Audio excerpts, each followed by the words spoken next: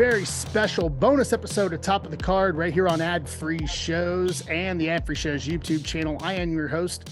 As I like to say, and I've said it before, sorry, Lucas, I am the purveyor of Panini, referee Brandon Toll, and I am very, very privileged to be joined by Lucas Kinser. He is the president of product development for the WWE and the UFC licenses with Panini. Lucas, thank you so much for taking the time to talk to me. I greatly appreciate it.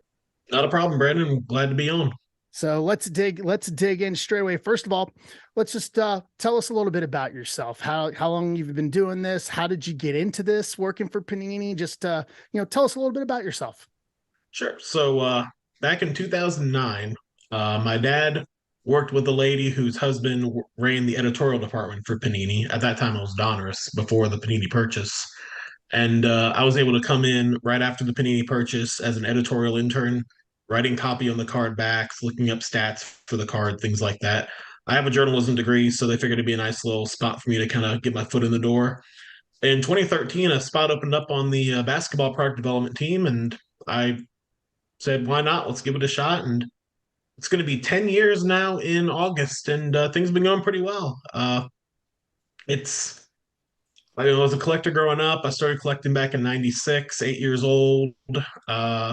Mostly baseball, a little bit here and there of other sports. Then Pokemon took my attention for about 2 years. But after that was done, I bought way too much 2004 and 2005 Donruss baseball chasing Babe Ruth cards and didn't get any, but I got lots of nice stuff as well. And then after, during when I was in college, I finally started getting back in and, the rest is history. Yeah. So I have to say it, and I think I know the answer. If anybody looks, you've got your social media profile. You're a wrestling fan, I assume. Mm-hmm. So when was your first exposure to the wrestling business? So I didn't have cable growing up, so my friends were always telling me about, the Attitude Era, Monday Night Raw, and what Stone Cold was doing. Every Tuesday, were there telling me what Stone Cold did that Monday. Then finally, one day, a buddy of mine said, "Hey, there's a show on UPN now. It's called SmackDown." I'm like, no kidding. So first episode I watched was SmackDown. I remember very clearly the main event was a tag team buried alive match between the Rock and Sock Connection and the Undertaker and Big Show. That was a deep cut.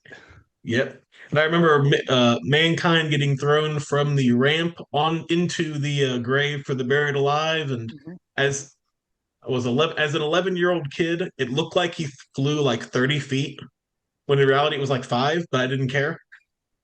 And I was hooked for a good solid 3 years after that. After the invasion angle, it kind of soured me a little bit, but I came back after WrestleMania 30, and I've been, just trying to soak up everything I can ever since, make up for lost time. Do you try to go back and watch some of the stuff, maybe some of the 80s, some of the older stuff over time? I do. I'm trying to do a run through of WCW. I think the network starts in like 86 for like the weekly programming. I've got a few into that. I have gone back and watched every WWE pay-per-view, starting with WrestleMania 1 on out. And then obviously listen to a lot of podcasts, watch a lot of interviews, things like that. Just kind of accumulate the knowledge over time.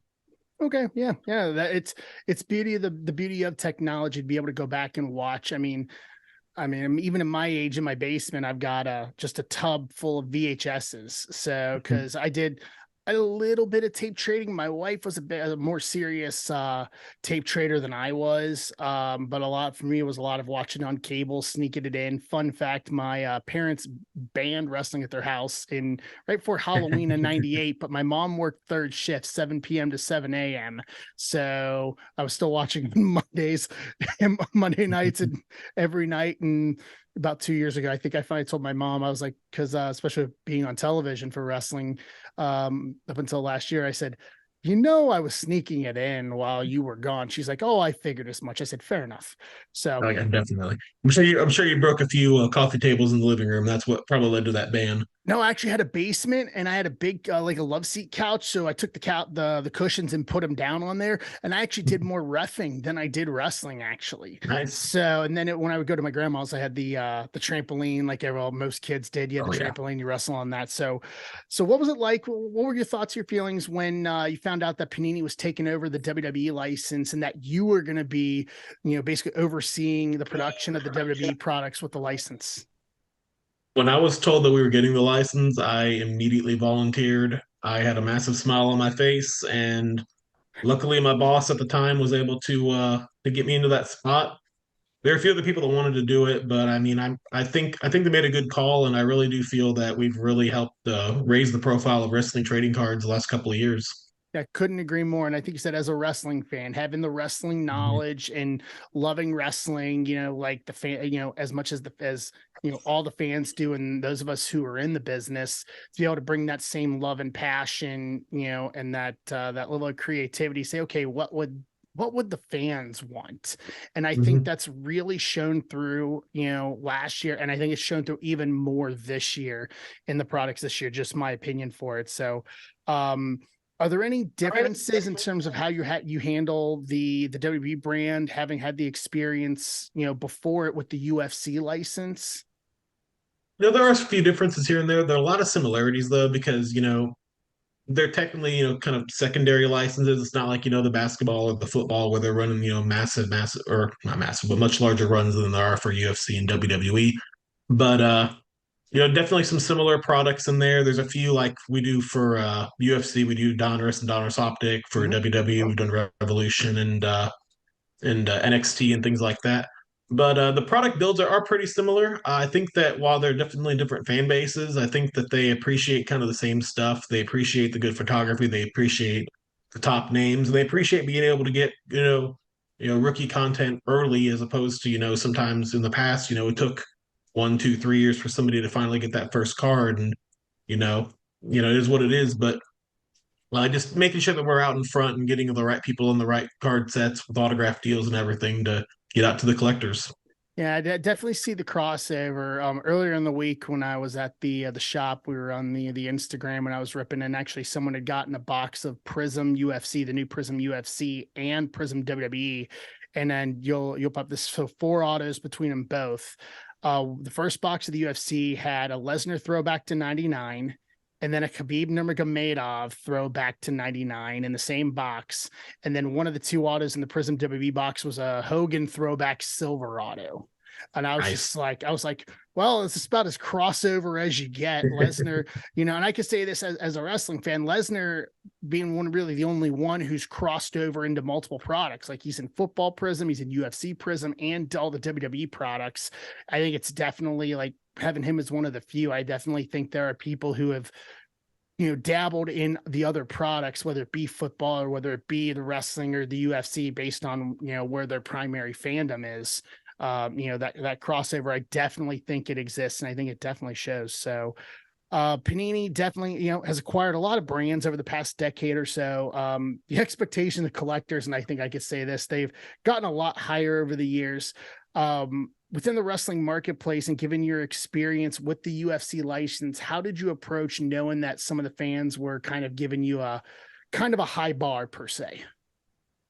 Well, I mean, I like the high bar. I want our collectors to be able to really, you know, push us to really produce good products. If the collector base is just kind of like, with whatever we're making, that is what it is. But I'm always all for collectors hearing feedback and trying to build the stuff the best we can. But I know the brands I think that we picked for WWE have done very well. There'll be a couple little tweaks for 23, nothing major, I would say, but I would say we definitely have a good brand portfolio set up, and we're definitely going to keep going with that.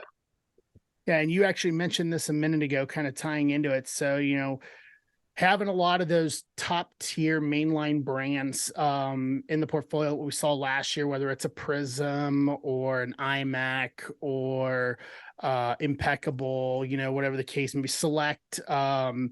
With all of those, having that rookie content. Obviously, you guys made NXT last year, which is really the first true individual brand that you guys were the first one to get the hands on with it.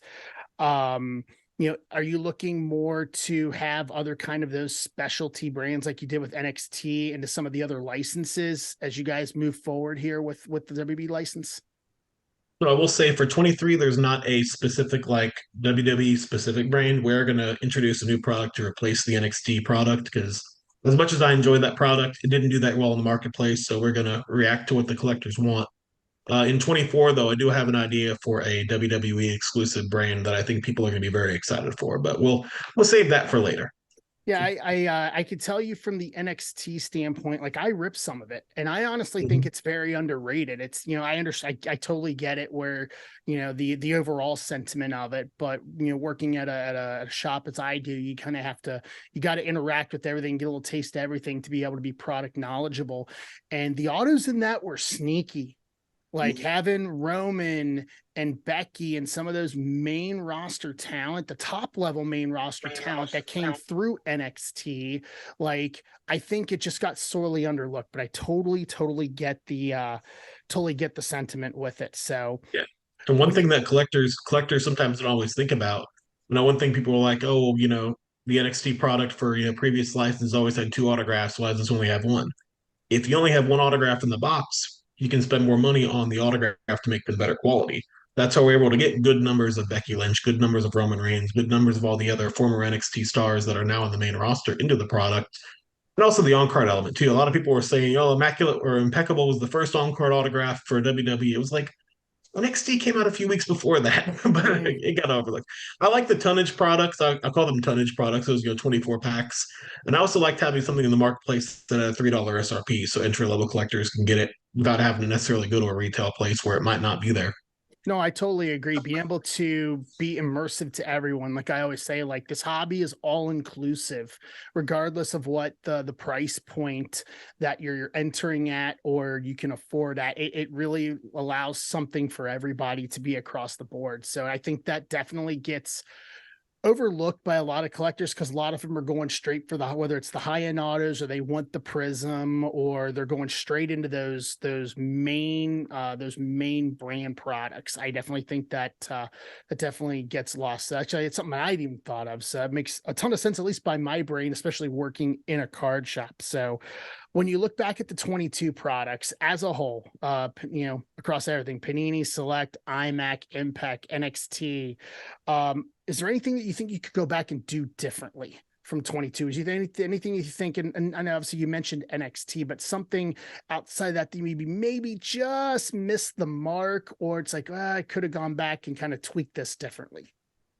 The one thing that I really wish we could have done, unfortunately, we couldn't get it done for 23 either, was getting the Revolution autographs on card. I Mm. think that would have made a real impact on the Revolution for 22. But with the additions of the kabooms and other elements that we're adding for 23, I think it's going to do just fine. NXT, I kind of would have liked to have had. I liked having that multi-pack deal, but I would have liked to maybe have done like a sort of like a choice SKU, like a small run where it was, Mhm. two autos, some nice parallels and whatnot. But at the same time, NXT at that time 2.0 was not really doing much in the ratings, and that was probably not helping the product either. Yeah. But I mean, but I'll say from a 23 end, I think you kind of hit the mark with this kind of tying into this.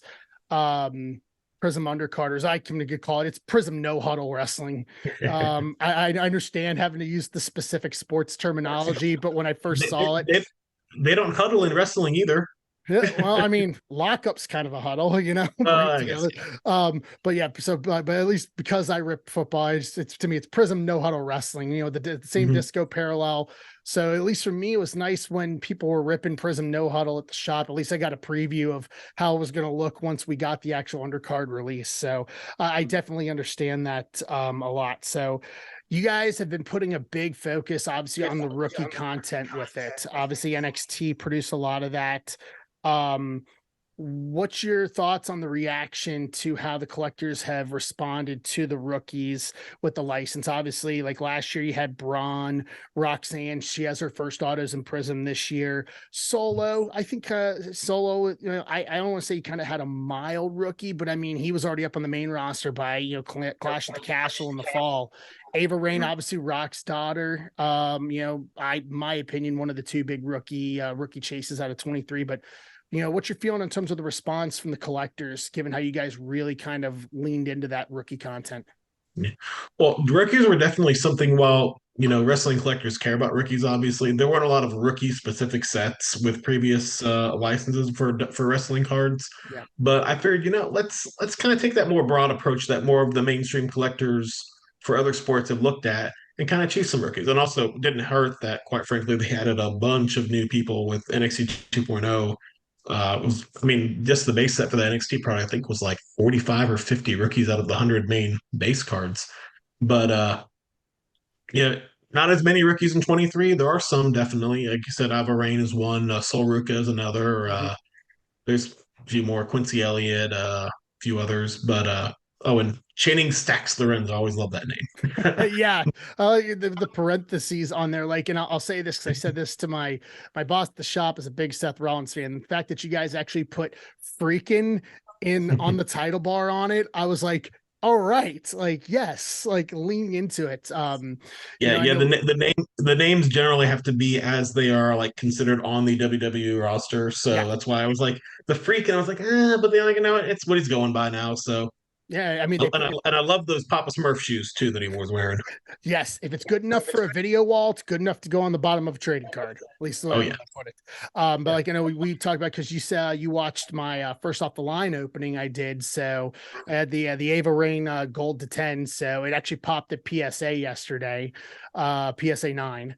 So nice. nice to have that back. That being I thought Sol Ruka was kind of a little bit ahead of Ava Rain, in my opinion, but obviously she's now out with the ACL injury, so she's out pretty much for the rest of the year. So I think it's her, and obviously the lineage of being the Rock's daughter is not going to hurt either. I mean, the Rock's been big hobby news the past couple of weeks, so Plus, it um, helped that she made her in-ring debut right around the time the product released. bingo. So and I think there's definitely you know, I think she's still a little improving, but from a rookie Hmm. standpoint, I mean, it's now, in my opinion, it's her far and wide. There's still going to be the Sol Ruka market. Obviously, Top Dollar and BFAB Yeah. from Hit Row, it's their first, but they are already on the main roster, Hmm. last year. So we'll see how that kind of shakes out. But I definitely smaller rookie class, but I think a little more nuanced rookie class this year, especially for the Yeah. rookie chasers that go with it. But it doesn't matter. The rookie chasers are still going to go after, obviously, your true golds, your rookie autos, regardless of what it is. So Certainly. you guys like to go bigger and better every year with your products. So what are you guys aiming at to try to make the 2023 set, just take it up, step it up, comparative to the 22 sets to make them bigger and better? So the way I like to look at a release calendar year over year, I try to think of it and you'll love this, like booking wrestling. Yep. The first match, you don't start with a Hell in a Cell match to start a rivalry. You know, that's the blow off. So you got to slowly make that build. So 23 gonna have some more unique content than 22 did. 24 is gonna have even more than that.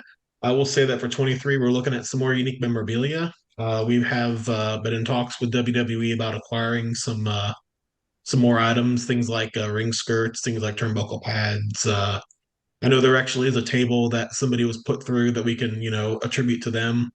One thing I don't want to do, just personal preference, is just have like them send us a ladder and put it in a card and say, this is a ladder. I'd rather it be like, this is a ladder used in Money in the Bank and be able to use the folks that are in Money in the Bank, use photography from the event, things like that. But unique memorabilia is going to be part of it. Some more unique on card sets in Impeccable and in Immaculate, definitely. The new program that will be coming out to replace NXT. It's got some on-card elements as well. Okay. And it's a legacy brand that card collectors are going to know. Mm, I'm not going to say what it is. I'm just going to say it starts with an E and ends with an E and let people figure out what it is from that. But really? I'm just saying it starts with an E, ends in an E. But but yeah, we're definitely going to be building for 23, and then in 24, hopefully, fingers crossed, we're able to get that super high end release in 24. Mm-hmm.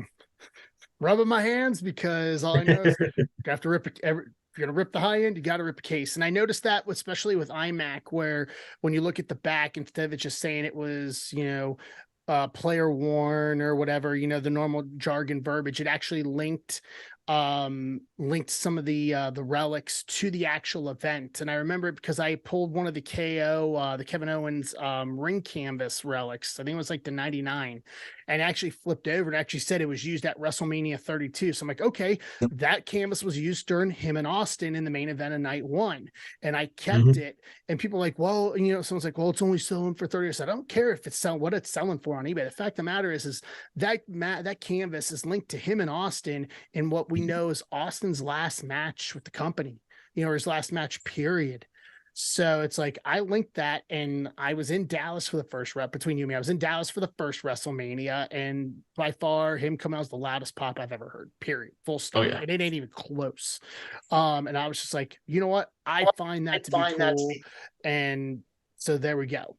So, and there were So things do like I. like adding Pat McAfee to it, last year into iMac last year. Like I like that, and hopefully I hope and maybe we'll ask you, did you see some response in terms of crossover fans from the football world? Maybe your legacy football people. Obviously he's retired, but did you see anything kind of a response from like legacy football collectors kind of making their way over for that sort of thing with McAfee being added into iMac? Well, I know we haven't been able to have been any of our football products for a while, so I'm sure there are some football fans that were able to go after those cards. Also, fans of his podcast and fans of his, social media work as well. Mm. He's one of those guys like him, Bad Bunny, Logan Paul. The fact that they've, Bad Bunny's not necessarily an athlete, but he's athletic. But these folks, they're able to come in, and as opposed to, 20, 30 years ago when, celebrity involvement was more, wave and ring the bell like Liberace did at WrestleMania 1, they're really coming in, they're having full matches. So, Pat McAfee was definitely one that I was happy to have in there. And plus, the canvas for that was from believe there was one from SummerSlam, his SummerSlam match, and one from his WrestleMania match as well. Mm. Is there any attempt to try to add him in and integrate him more into the 23 sets? I know he's not there full time. Obviously, he's got whatever deal he has. I mean, he's shown up Rumble at the Rumble in San Antonio. He showed up at WrestleMania, so maybe he's going to be a big four guy or whatever. But is there any kind of an attempt going to become to try to incorporate guys like him for that mainstream capability more into the 23 products? We are going to do our best to incorporate all of them, but it's one of those things where they kind of have different deals. So they have, right of first refusal for products. They have image approvals. Totally get it. Sometimes it's hard to track them down. A couple of times we had certain people we wanted to have in products, and we just couldn't track them down for the image approval, so we just couldn't use them. I had to scrap the card. Mm. But we're definitely working on it. We got some stuff with WWE that we're using to try to incorporate some of those celebrity and part-time guys into some more products, and hopefully, fingers crossed, we're going to have, perfect world will have them all as rookies in 2024 Prism. Yeah, I totally get it, because that mainline mainstream appeal. Because I mean, you're absolutely right. The guys that are coming in now that have that mainstream appeal, Bad Bunny and all them, it's full on matches, and I think it's raised the bar for any of the mainstream guys that are wanting to come into professional wrestling. Like, ringing a bell or a small spot's not going to cut it anymore. I think last year really changed the bar for that. So I think, and obviously I get it, for once again, being inside the business, knowing, intellectual property and IP and the steps you have to go through for it. I know it's difficult, or it can be borderline impossible to get some people in that. But once again, as wrestling is becoming a more mainstream concept, having to try to incorporate that. And once again, it's you guys being able to expand your reach into other collecting areas, and then bring them in. Obviously, maybe they cross over into other sports from there, but using that as a gateway to it, So, Certainly. all right, let's talk Prism for a second. Love Prism. Sure. Love Prism this year. I thought I like last year's, but this year's so much better. The selection in photos that you guys used for Prism 23, it literally just gave a stone cold stunner to any photo that was put into the 22 set. And I know I'm not the only one that said that. I mean, some of these photos, like when I was doing my first off the line video, I think you saw it, like that Rock and Robin photo on the auto. I matched it exactly to the event. I knew exactly where it was as an 80s guy, as an 80s wrestling guy. I'm like, I love it. How did you approach the selection for the photos for Prism 2023? And did you intentionally try to seek out photos that may be like deep cuts, basically, or maybe like skew to maybe some of your older wrestling fans? So the way it works with our photography is we request images from WWE. They provide a number of them, and our photo team picks the one that they think works best with the design. I think with 22, obviously our photo team had never pulled wrestling photography before. 23, they got that full year of 22 to kind of, learn what the collectors like and whatnot. And I will say when the 22 base set was routing, and I started seeing like the Rob Van Dam card where he's doing the splits hanging up, and a number of other ones. I'm like, okay, this is going to go pretty well. And we definitely did have some good photos in 22. I know you mentioned before we got online the blue cage photo of Hogan from Immaculate. I Yep. love that image with his eyes bugging out, Yep. And of course, Stone Cold when he's doing the beer splash and that I think it was the all time great signatures card. Hmm. But it's one of those things like uh, they provide the photos, but we pick them, and we've been doing a pretty dang good job picking them so far, and I think we're going to continue doing so. That trend from impeccable to immaculate into Prism, you could really see the photos really start to kind of come into their own instead of being just standard like rock bottom or sharpshooter, like those real individualized photos. And I mean, we were talking about like with the undercard image variation set. It's for me, is it once again as an 80s, early 90s, it's deep cut after deep cut after. I mean, I saw the Shockmaster when the checklist came out, and I popped. I was just like, "We're getting a Shockmaster card! Like this is fantastic!" Just those little choices. I do have to say this, and this is a personal note for me. One of my redemptions that's still out is from Immaculate. It's an Undertaker. I think it's the celebrations. It's the full card image photo. If I get the insert set wrong, please correct me. Actually, hold on, I got it right here. Let me see. I've got my. Immaculate celebrations, maybe. I think so. I got my I have all my redemptions. Let's not think I keep them until I get them. Hey, that's smart. Let's see. Nope, I got that one. Yeah, it's the Immaculate Celebrations. So I have the base, so it should be number to 49, but it's the Undertaker. I'm dying to see what photo you guys have chosen for that because I can only imagine the amount of purple in it and just that like there's so many iconic Undertaker photos that can be used for that. So whenever that redemption finally comes back, like I'm gonna do a little blurb video on it, but I'm excited to see because you did well with the Austin with the beers, even the signature move set that has the stunner, with it. I actually have one of those over in my case. That I did a partial trade cash deal on to get one of those because I didn't have any Austin autos. And it's like, well, if I'm going to get one, I want it to say Stone Cold. And that was right before iMac came out. And then I saw those, was like, gotta have it. Like this is exactly what I want as someone that grew up in that era. So, I'm dying to see that Undertaker redemption when I get it back. I don't remember specifically the image. I want to say in the back of my mind, I think he's on one knee doing the hand with like some purple Yes. around him. I think, Yes. but don't quote me on that because that routed, geez, September. So it's been a little while. Yeah, just this you could see the photo selections get better with it. In 23, I don't think there's a bad photo in 23. And then for me, it was like next level deep cut because like as I pulled like Brett, it was Brett and Diesel in the cage in February of 95. Like I can sit here with my wrestling encyclopedia brain and say, okay, Yokozuna, and I think I've got Yokozuna's narrowed. It's either probably late 93, early 94 that looked to be when they were feuding over the WF titles. I'm like, okay, that'd probably be Survivor Series or maybe the 94 Rumble in the casket match, which I have on VHS in my basement. Still to this it's always day. fun to try to photo match that kind of stuff. I've always been a bit of a nerd for trying to photo match memorabilia from cards as well. Trying to figure out where it comes from the item. I know I saw some folks with the jumbo patches and immaculate. Mm-hmm. They're actually setting up like the shirt for the sale at WWE.com with all the different ones that they had. So it's always a fun little Easter egg. Well, and as a collector too, like you want to know where this stuff's come from, especially if it's not going to be on the back of the card, like we talked about the mat earlier. So to be able to pick out, okay, this is from this shirt, or this is coming from here. Like it's that extra, like it gives you as a collector, my opinion, like a little more of that ownership. Like you watch this, this, like you're more invested into it. So, wrestling's all about the reaction from the fans. This. What's the response going to be to whatever we're putting out there, the journey and the storyline and all that. What was your moment of the year of the 2022 license? My moment of the year was when I was sitting at my desk about 2 days after Prism Hobby launched, and I got a call from our vice president, DJ, and he had never called me before. We have a decent relationship, but I mean, I don't always get phone calls and whatnot.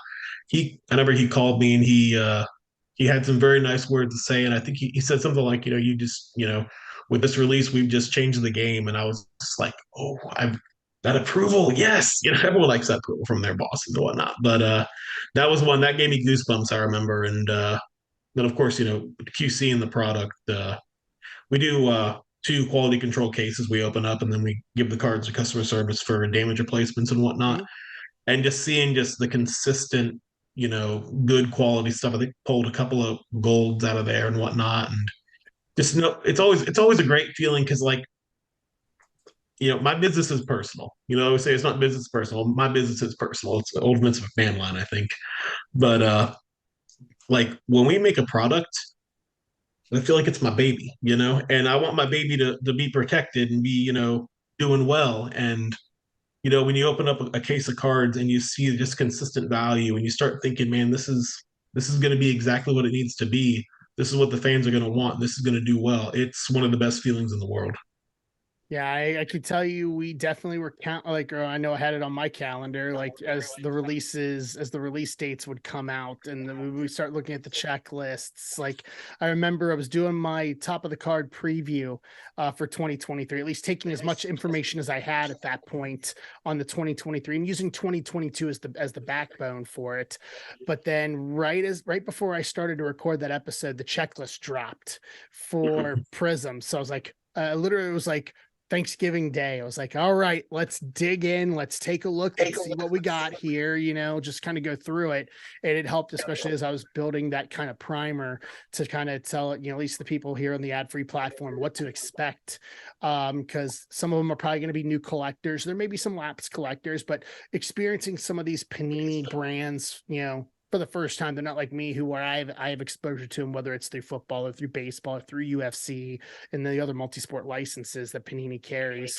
But to kind of set them up as what to expect and to be able to see consistent quality. And obviously, we all knew QC across the board obviously was a big thing with the pandemic and blah blah blah. But I mean, the QC on 23 Prism is so much better. And you could see that the backlog or the supply chain kind of fixing itself throughout 22 because everything just looked cleaner, looked better. And just, it made me excited to see what we're going to do in 23. And you guys literally just stepped up to the top rope and just literally just launched you guys. And it makes me more excited for Revolution. We're getting the kabooms in it is, kind of free one for a second. Obviously, kabooms are a big thing.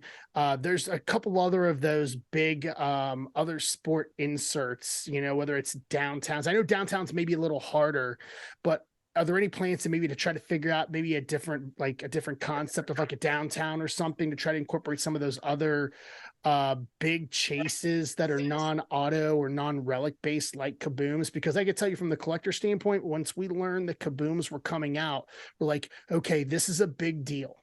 Like, because kabooms in every other sport are a big deal.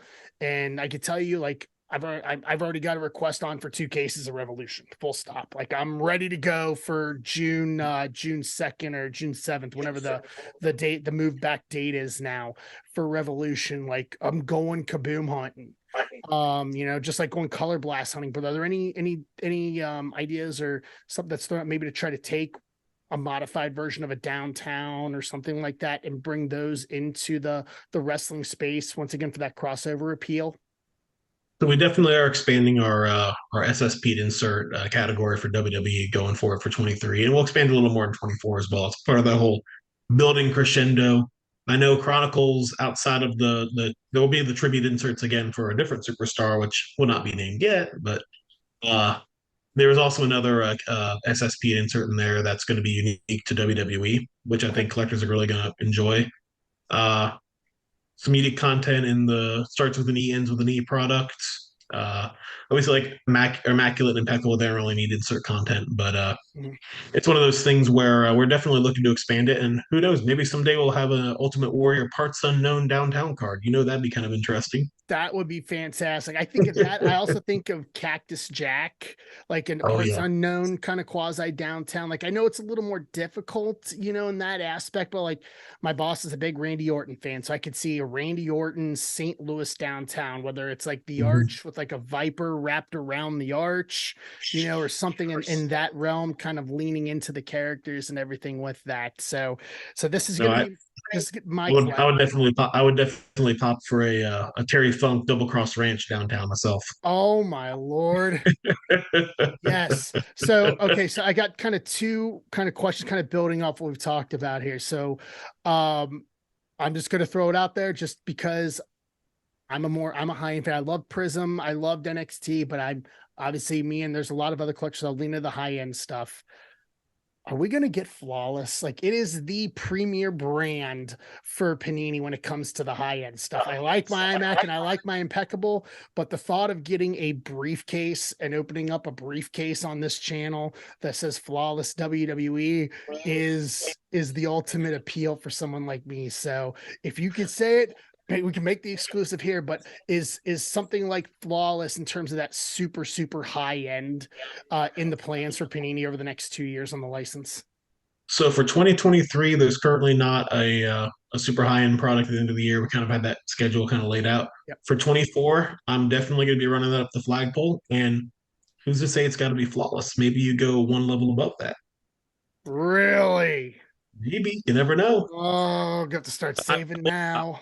I will say though, if we were to do something like that, we would definitely be stepping up our memorabilia game and trying to get some actual in-ring worn items for something like that because we wouldn't want to just be using superstar worn stuff and one color mats and things like that when people are paying that kind of price for either a flawless or an eminence.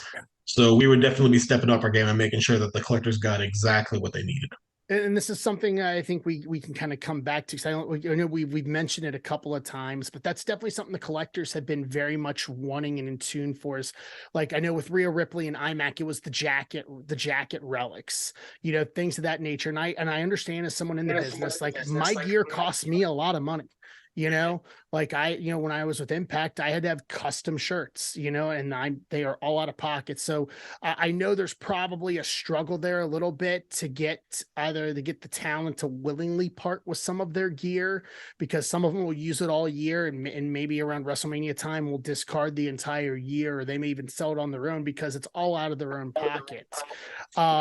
Is that kind of what you're seeing? Because obviously you got the jacket, but I mean, I'm assuming that's probably some of the hurdles you guys are having to address in terms of trying to get more of the actual authentic gear because it's not the same as like obviously it's probably easier to get a jersey from the NFL or a jersey from basketball because they're so readily replaceable.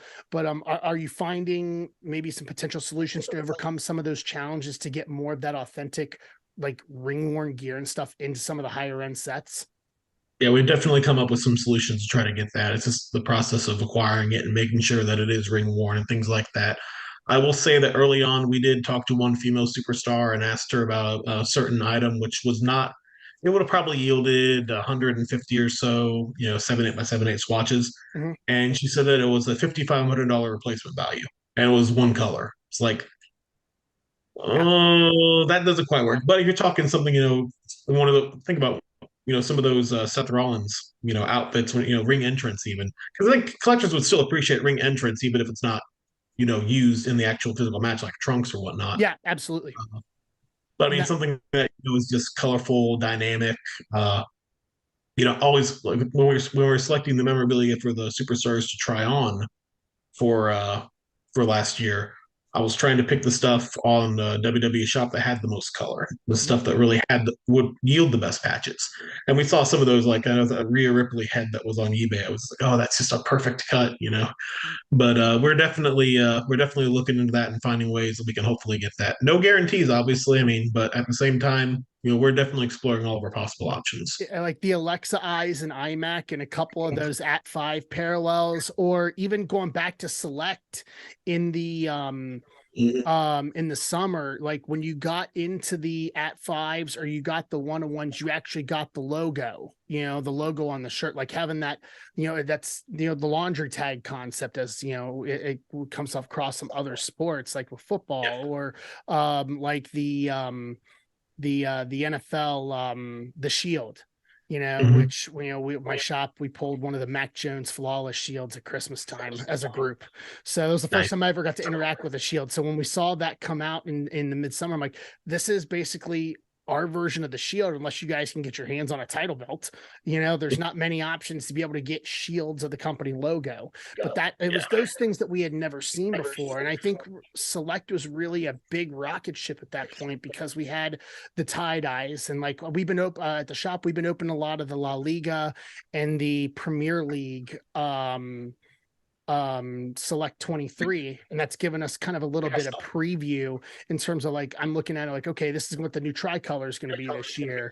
Like I think they added the camo parallel, the zebra print parallel. I'm assuming it's probably not going to be an exact mock out of what EPL and La Liga are going to be, but kind of giving you the little insight as to what we may be what changes we may see in the design for this year, whether it's in the parallels in the field level concourse, obviously in the different sub levels, but when you get into the different colors with it.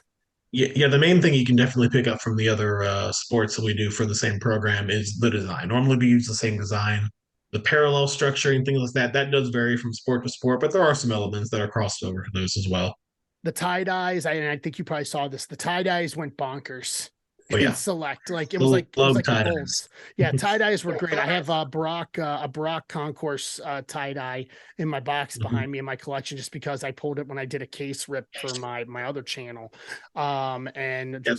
just fell in love with it. So one of the ones I know that I didn't put on here, but I know something that's kind of stuck out to me, and this I say this as an '80s. Once again, I grew up on '80s wrestling, but there's a lot of talent from the '80s, or at least some of your older talent, that has yet to make it into WWE products. I know my wife and I were talking, we were like going over tag teams. I'm like, okay, well, British Bulldogs or Demolition, Mhm. obviously, I know maybe there may be some IP challenges with it, but are there, with how you guys have expanded with a lot of the legends, whether obviously like Iron Sheik autos, like phenomenal Iron Oh Sheik yes, autos. I love Like, Iron Sheik. is there going to be any attempt over the next year or so to license, try to bring in some of those other time? Because I could tell you, for me, and this is just me, I'm speaking for me personally, I'm not speaking for analysts, but I know there's probably other old school collectors that will appreciate this, but like Axe and Smash are still with us. Like to be able to Mhm. have a Prism or a Select, I mean, Select would be great to go into the color parallels up, but to be able to get guys like Demolition or some of the other legends that are still with us to incorporate them. I mean, I guess this is probably another question that I'm going to lead to, like, when you're looking at the talent list, not in terms of the main roster of people that are active with the company now, when you're looking at the legends, like, is it a difficult process to go through it? And is there going to be an attempt to try to be able to expand on that, or maybe swap out and put in some other legends that maybe there's some autograph opportunities that are for some of those talent that are still with us? So we do have a pretty comprehensive list of people that have Legends deals through WWE that we have free usage for throughout, all of our products. Some of the other ones are ones that we had gotten on our own, Okay. but in the end, WWE still has to approve all of the talent before we do the deal. And there were a few that we have tried to do, and they're like, we're not really on good terms with this person or that person. You mentioned the British Bulldogs. I mean, as exciting of a wrestler as Dynamite Kid was, him and WWE weren't necessarily on the best of terms. So I'm not sure if that's Uh, been, but we'll definitely have Davey Boy in plenty of products. We have his rights through a Legends contract, but I think Axe Smash might fall into that category, unfortunately. But I mean, it's just one of those things. If it maybe not, we can always approach them and see. But it's another one of those things. Like if we were to use all of the people who we could possibly use in that yeah. first year, what do we do for year two? It's like so I can build a match card and whatnot.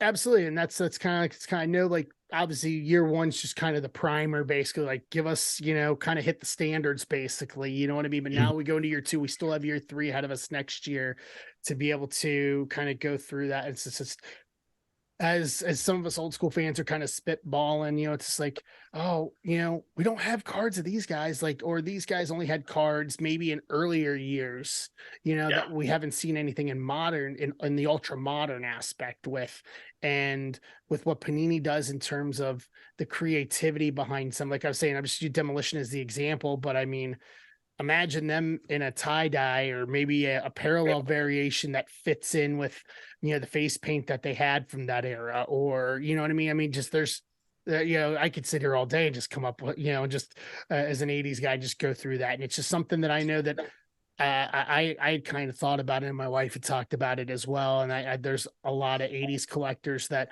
I think are coming back to collecting or coming to cards for the first time because you guys have done so well in terms of ingratiating the older talent that you guys have that WWE has the Legends deals with. I know Mosh and Thrasher just posted, I think they just signed a brand new Legends deal in the past like day or two. So, Nice. but like being able to, get some of those talent, especially those that are still with us, to be able to kind of, to go down that road. So, okay. So, um, yeah. Okay. So last one. So this has been big within the wrestling hobby. Obviously, the Rock 101 from last year at up at Golden for $154,000 as a PSA 7. What was your thoughts about that when you saw that, in terms of the sale for it, your reaction to it? Is that something that you and your team pay attention to as you guys are curating each of the brands, and whether it's creating the checklist of the designs? Is that go into your thought process at all as you're going along? Because I mean, that I think what up until that Rock 101 sold, I think the current record was like half of that, and it Mhm. just destroyed any kind of record that exists. In my I opinion, I think believe it validates the collecting. I believe before 22 Prism, the record was 15,000 for Roman Reigns Superfractor. So I mean, ever since then, I mean, it's one of those things where the market's growing. I've always half jokingly said, if we can make 1% of all WWE fans that don't collect cards in the world card collectors, we just change the entire hobby. Yeah. Because it's such a global brand. Yes. But it's one of those things like we definitely pay attention to it. It's one of those like, oh, that's cool. Do we necessarily build cards thinking, hey, if we build this card, we're hoping it has X number of dollars secondary market value? For non-autographs where we don't really have dollar assets tied to them, not really. But at the same time, I knew that The Rock, doing a rock bottom, I believe on Stone Cold on that card Hmm. as a one of one is going to be a very valuable card, especially considering it's the first Prism Rock card. It's from Yep. the first Prism release. Yep. I know The Rock has obviously had cards before, but he wasn't necessarily in every release in the past, so it Yep. wasn't like he was super, super common. And he's one of the biggest stars in Hollywood. It's a And great combination, and joking, I was always thinking, man, that's a 750,000. Geez, what if that was a 10? Of oh, I course, but know. That was one of the first things that went through my mind. Is like, if that sold as a 7, if it was a PSA 9 or a PSA 10, like I honestly think that a PSA 10, I think 500,000's in play. I fully think the 500,000 would have been in play for that, because Rock, once again, yeah, Rock is in the sets now, but and this is a question that I know I've answered for some other wrestling correct collectors is, whatever deal Rock has, he can't sign autos. Because I mean, the thought of a Rock 101 auto in a WWE set, that's automatically 500,000 in my so, opinion. so the line I've always gotten from The Rock from people with WWE is, "Don't call him; he'll call you." It's one of those things like he's not really uh, looking to sign. If he's interested, he'll let you know. I do think with his daughter now wrestling in WWE, there's always that opportunity where we can go back and say, hey, what are the odds? Do you want to do some dual autographs with Ava? Yes. Do you want to possibly another idea that I had was a booklet card with Rocky Johnson cut the Rock on card, or Peter Maivia cut the Rock on card. Things like Yes. that might entice him into signing. It's always possible. And worst case, if he's not interested, I get it. He's worth $18 trillion or whatnot from his acting career, but selfishly, I hope he comes back and into the fold for WrestleMania 40. It'd be a perfect opportunity. And if he's going to be in house every once in a while, maybe they can talk to him and see if he's willing to sign, a couple hundred autographs at the most. We wouldn't ask him to sign 1,000 or anything like that, Yeah. But I was actually thinking, I heard about this the other day. I think actually on one of the Ad Free Shows podcasts, WrestleMania 40 in Philadelphia, 25-year anniversary of The Rock's WrestleMania debut in Philadelphia. Oh wow, I didn't even thought about How that. perfect lineup is that? And if Roman still has the title, we're going on at that point, 1,300 days. That could definitely be something that could be a major, major headliner. Even if it doesn't have the title, it'd still be a headliner. Yeah, and honestly, the more as you've given that answer, like my head's going around. Oh, what would a flawless Rock Ava Rain dual auto come out with. Like, I'm stuck on Flawless, but like the thought of having dual auto of Ava and of Rock, and yeah, and I think that in my opinion, I think Rock is becoming, obviously he's mainstream, but especially now that he's got the XFL, like to be able to bring himself more into the public mainstream with it. Like I think, I hope, and I know he's never going to watch this, but as a longtime wrestling fan and someone who has actually tried to obtain a Rock autograph from my collection, because I mean, I can literally go over the Rock's 1998 from Rumble on. Like, I watched him and Ken Shamrock for the Intercontinental title at the 98 Mhm. Rumble more times than I can shake a stick at. And the Nux, cracking him with the Nux, tucking him in Shamrock's tights, 1, 2, 3. Everybody goes nuts. Rock's going like this. They're like just the Mhm. dusty finish with Yep. it. Like, I think that is something, and the only thing I can equate that to is, I know Topps announced that they're going to have Tom Brady autos and Bowman at the end of the year. I Mhm. think that would match any dollar value that could be put up against a Brady auto. As a collector, my opinion, I think that is my opinion, that is the grail of autos that is not out there yet. Because right now, the only auto that exists is the one from, I think, 98, 99, in Mhm. terms of his. Yeah, and So then Being King, but I don't think he signed that as The Rock. I think he might have signed that as Dwayne Johnson. But yeah. The rolling rumor that I had heard is because he's with Disney doing the Moana stuff and everything else now, that they kind of put a kibosh on it. But I'm like, well, wait a minute. And I said this to someone at the shop. I was like, they don't own the IP of The Rock. WWE does. He doesn't have to sign Dwayne Johnson anywhere on it. Like, Mhm. he signs it as The Rock. They're good. Disney can't do anything about it because it's WWE IP and WWE photos and a WWE talent. Like, it splits the universe basically, you Yeah. know. And honestly, with the Tom Brady comparison, I would think, while Tom Brady hasn't signed, tens of thousands of autographs for trading cards, he's definitely been someone who's been available over the last 10 years, whereas The Rock really hasn't. I think a Brady auto outsells it, or a Rock auto outsells a Brady Bowman auto all day and night. I'm really inclined to agree with you, and I hope that comes across, and we get to that point where maybe before the end of the license after year 3, that we can get that Rock auto, because I think in the designs that you guys carry and the products that you put out to the collectors, I I tell you, I couldn't get enough cases. I couldn't stack enough cases here in my studio of that, whatever product that is, that would contain a Rock auto to go into that. Hmm. So Lucas, I could tell you, as a collector, and as someone in the business, I love what you guys are doing, and I'm beyond excited. And through Top of the Card, I'm being able to bring the Panini content. I mean, I've got multi dividers sitting here to my right with Prism from last weekend's break that I did. As I'm going through this, you guys have done such a good job with it, and someone that, having had the exposure into the other sports, I think it's been an absolute home run. And I think like I said, I think you guys really stepped it up at Prism, and I am beyond excited to go kaboom hunting in Revo, and then to go start going back into the select world again, whenever it comes out, whether that's summer and early fall. And as we get into the later part of the year, iMac impeccable, like, it's a hit, it's a definite hit on my bank account. But I as someone who didn't collect a lot as a kid, and then did, I had some wrestling cards. I had some of the 1990 classic cards and all Hmm. that. And not being on TV right now, to be able, it really just, it gives me such a warm feeling to be able to rip the Panini products that I've had and go through and go down that memory lane, like it is like that Rock and Robin card or any of these cards. And it just, a tip of the cap to you and your team and what you guys have done with this product. And I personally I'm beyond looking forward to the next 2 years of this license and what this could be. And I really think you guys are setting a benchmark. You guys are setting a bar for wrestling cards that I don't know if it'll ever be beat.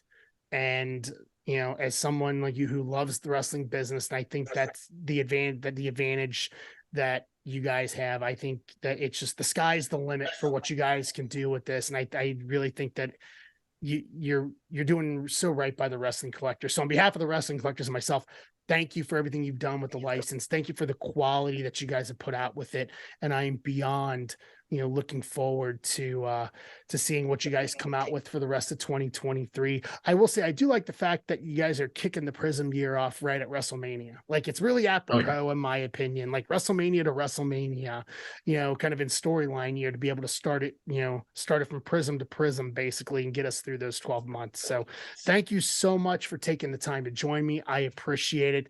Hopefully maybe we'll head back on in 23, or maybe another bonus content. Maybe we'll rip a box. I'll break out a box. I mean, I got a couple of boxes of Prism sitting over here. Maybe we'll do a rip together at some point here. Hey, yeah, I'm definitely down for that. Thank you very much for the kind words. I mean, it's one of those things where we've set the bar very high, but with every release, we try to set it just a little bit higher and make sure we get the collectors exactly what they want. And you also hit another thing, nail on the head too, that feeling. Even if it's not a dollars and cents thing, even if it's just opening packs, that feeling you get, that nostalgia. The strongest emotion in the world is nostalgia, in my opinion. And when you can get any collector or any fan of any sport to really feel that and really feel that love when they're opening a product and that enjoyment, that just it warms my heart. Oh, sounds corny, but it's really true.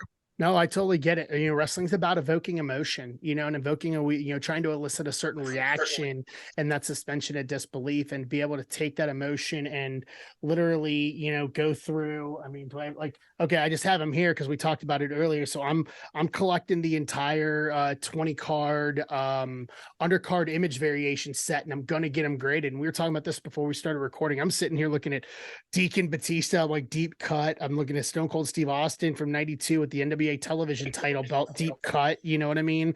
Looking at all these, and it's invoking those emotions. So, I look forward to it. So that'll do it for everybody, guys. Lucas, thank you very much. And I will see you guys on the next video. Round the third, head for home.